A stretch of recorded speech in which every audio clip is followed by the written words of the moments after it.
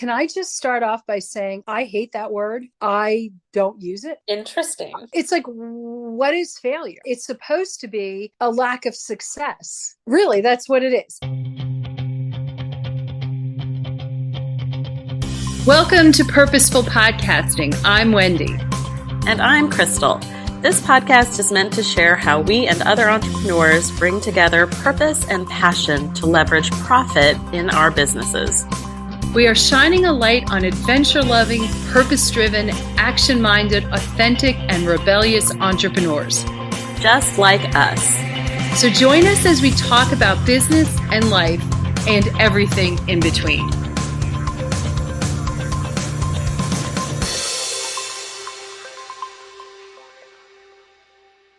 Welcome back, everybody, to this week's episode of Purposeful Podcasting with the Serendipitous Rebel. I am Crystal, the marketing half of this incredible team, and I'm here with... Oh, I'm Wendy. Hi. And I guess I'm the mindset content. Which means today's topic is going to be 100% in her wheelhouse because we are talking about the F word, not my favorite F word, but failure. We just wrapped up an episode about runways. And I think this is a perfect flow, flows into a conversation about failure. Can I just start off by saying I hate that word? I don't use it. Interesting. It's like, what is failure? It's supposed to be a lack of success. Really, that's what it is. It's a lack of success. It's inability to meet an expectation, whether it's I didn't make as much money as I wanted to make last month, or I didn't get as many people signed up for my program, or, even in school, I expected to get straight A's and I got a B. When you look at it and you put things into one of our favorite words, perspective, what's this failure garbage? Really loaded word, right? And I think that fear of failure holds a lot of people back. It's interesting when you said failure is a lack of success.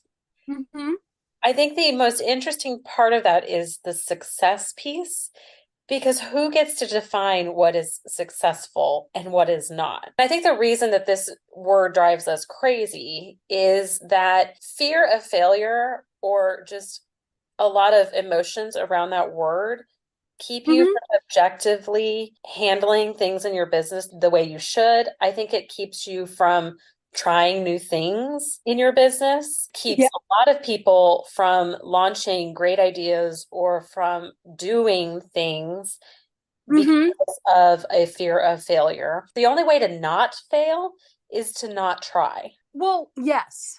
Yes, that is very true. I think back again to the whole concept of the runway. There's so many entrepreneurs, people that we have talked to and work with, who are like, I'm just going to keep going because I can't fail. But wait a second. I just can't fail. It's really, how do you define success? How do you define success, and how do you objectively head in that direction? Actually, if you think about it, failure is all about your feelings. Really, what else is it? Oh, it's 100% your feelings. So I'm going to use me as an example, even though I've heard the story from so many people, I can't begin, but we'll use me 100%. When I wanted to close my travel business down, I went to Wendy. She was coaching me through it. And I said, I believe I even said, I'm afraid that if I close this, it means I failed. It took her giving me the new perspective in our coaching session to say, it's not a failure to close. In fact, it would have been a bigger failure to keep pouring money and time and energy into it, knowing that it was not working for me. The business model didn't work for me. The time commitments didn't work for me. It was 2020. We were in the middle of a pandemic. World was not working for me. It didn't make sense to keep going. In fact, it was a good business decision to close it down. Yes. It made me a smarter business owner. Well, and I think it's also the change in the perspective of how do you define success? And ultimately, what did you get out of? You're closing it down because economically it's not feasible, right? At a certain point. There's other ways of looking at it. There are a couple things that we learn when we talk about this perceived failing. One of the key things is really that whole building a growth mindset. We call it resiliency, but it's opening up your mind to, okay, what did I get out of this? Your travel business, you had connections, you built a network, you got to travel, all these different things that while you may be saying, well, financially, I didn't hit the mark. Was it for lack of trying? No, but it builds this growth mindset of, okay, let's take the skills that you walked away with and let's use them a different way. You've done retreats and masterminds that involve travel, do coaching for travel advisors. So I think it's really opening up to this whole concept of leaning into learning, using every experience we have as a learning experience, and just, I'm opening up my mind. So what happens with that? Again, it's I don't want to use the word failure, but when you perceive yourself to be less successful than you want, sit down and really look hard at how you're defining success. I think about it, and for me, my father was a businessman, and it was all about the bottom line. How many hours do you work a week and how much money? That sort of thing. It was always really deeply kind of pounded into me. Lo and behold, there's been hiccups in that. I lost my job. My gosh, it's quite some time ago in 2017. But that door shut. And when I opened the door, it was, oh my gosh, now I have this flexibility and I have the ability for creativity and all sorts of other things that when we don't hit our marks, we can just look at things in a more open way. And it also, quite frankly, I think it's a sense of motivation too. I mean, I'm going to show the world, which is not a bad thing. Well, I think it gives you the opportunity to pivot.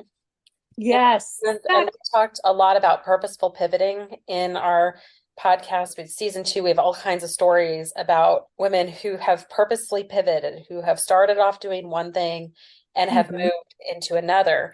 And one of the most valuable things that you did for me in that moment when I thought I was being a failure was you made me write down all of the things I had learned. Ultimately, what I really learned how to do in that first iteration of being an entrepreneur was how to market and how to market my business. And in that season, I had the opportunity to mentor other travel agents in the host agency I was a part of at the time on how to better market their stuff. And quite frankly, I realized I really like doing this. And now hop, skip, jump 4 or 5 years later, here we are, and we've built a business doing exactly that. I get to help people market their businesses. That's really exciting for me and a hell of a lot more fun. And I never would be here if I had let fear of failure keep me from closing that first business down. It's just really your willingness to lean in and learn and just be so open to, you can look at, what went wrong? What do I not want to do again? What went right? What do I want to do again? How can I improve, refocus, whatever it is? There's a lot of opportunities as long as you're not leaning in on what you perceive as failure. Because that's a mind fuck. And I think there's two sides of it, because I actually do think there's 2 instances where I do think you are failing. Okay. And I really effing it all up. And that is, one, if you're continuing to do the thing that you know is not working. Well, that's insanity. And you continue to do it anyway. It's absolute insanity. And if you don't learn from it. And so I think that if you're doing one of those 2 things, then I do think that is a bit of a failure. And but I also adamantly believe the universe will keep giving you those lessons until you learn it. Yes. Yes. over and over again. And it's important to listen to those conversations with the universe. I really would like our listeners to walk away with the feeling that you don't have to give up at all. That it's perfectly, actually, it's not just perfectly fine. It's really strongly encouraged that you're doing a loop of like a review. And you're just really, okay, is this working? Is this not working? How can I improve or not improve or whatever it is? But a continuous loop that allows you to really dig in. You're looking for constructive input, constructive feedback, even criticism. And all of this is, I want to learn to do better. And I have a growth mindset. So important. It's interesting that you can stare at your books all you want, but the numbers aren't going to change unless you do things differently.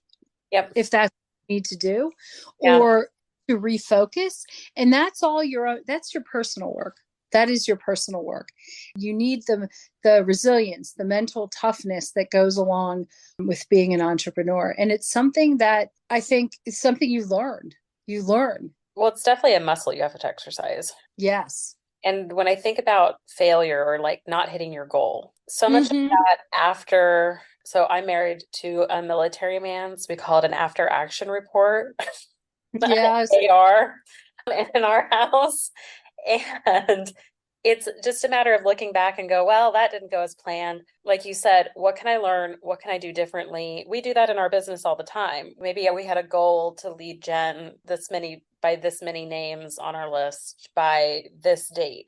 Okay, if we didn't hit that, well, what happened? What went wrong? Was it our lead magnet? Was it the fact that our Facebook ad account got hacked? Was it the fact that it's just factoring in all of the different environmental things to really understand what went wrong and where can you make changes. And then, like you said, give yourself grace in some of the things that you just didn't have control over. You said this yesterday when we were originally talking about this on Voxer. You said really it comes down to you just move the goalpost. Yeah, because who's the one that sets up the goalpost? And goalposts can be torn down. I know. Oh, football game where we've done that. Exactly. I think that the thing is pivoting and really deep analysis. These are not dirty words at all, and they shouldn't be. They really shouldn't be. We should embrace, and again, using a word that I don't like, should. So I think that kind of as a wrap up, keeping in mind that to fail takes courage, a lot of courage. And if you're focusing on having the courage to get up and try something, and if it doesn't work, you tweak and you try again, and you tweak and you try again. It's not failing, it's really life. Well, yeah, you took the thought out of my mind. Every How I Built This episode ever made, which is like one of my favorite podcasts, every great story of every person that I find inspiring really is a story of how many times they failed until they got the thing that they wanted. Yes. So Brandon and I were watching Rudy last week or a couple weeks ago, which is one of my favorite sports movies of all time, which probably tells you a lot about me as a person. But when you think about, like, he didn't just like decide I'm gonna go to Notre Dame. He like applied and he got rejected, and he applied and he got rejected, and he applied and he got rejected. Then when he got onto the team, he didn't dress until like his very last game but he had to keep trying. He had to keep trying. It never would have happened if he'd given up after the snow. Exactly. Think about something that one of the rugby coaches talks a lot about, and that is humility. I don't think it's the humility where, you bury your head in the sand. I think it's the humility where you try your best. You look at have that growth mindset where you look at a bigger picture. You're part of a greater something, universe, industry, whatever. And you're just willing to really give it a try. If things don't work exactly how you want, move the goalposts. So I reference, like, we hear this from great stories all the time. Literally every single one of our clients or every one of our fellow colleagues has a story about failing or about it just not working out and needing to pivot. Like it's Exactly. so common. It's not even funny. And it's interesting because I remember having a call with one of our clients and they were in tears and she said, I just don't want to be a failure. And I said, this is not the first conversation I've had like this. By the way, it won't be the last. You're not a failure. It's just, we're just pivoting and No. we're just changing courses. And you're realizing that maybe what you're doing right now isn't working. And now we're just going to change tactics a little bit. And that just makes you so smart and brave. The whole reason that a lot of us are entrepreneurs is for freedom and flexibility. And again, we talked about this on a recent podcast as well. You can't take everything and stuff it into one box. Yep. And maybe the box becomes an oval bag. It just, at any given time, maybe you need just something that's different. Maybe all of a sudden it's not the revenue that's the priority, it's the time commitment or whatever it is. It doesn't make you a failure to realize that you need to make changes. It actually makes you really damn smart. Yep. So on that note, but we would love to hear who has pivoted because of the need for change or because of the sense of failure. I'll say it and I won't ever say it again. All right, guys, until next time, thanks for joining us. Be sure to leave us that review and rating because it really does help. Until next time, bye. See you later. Thanks for listening. Be sure to subscribe and leave us a rating. But only if you liked it. Otherwise, just keep it to yourself. You can learn more about purposeful podcasting on our website at serendipitousrebel.com. And if you have topics you'd like to hear about, be sure to submit them on our website or DM us on social media.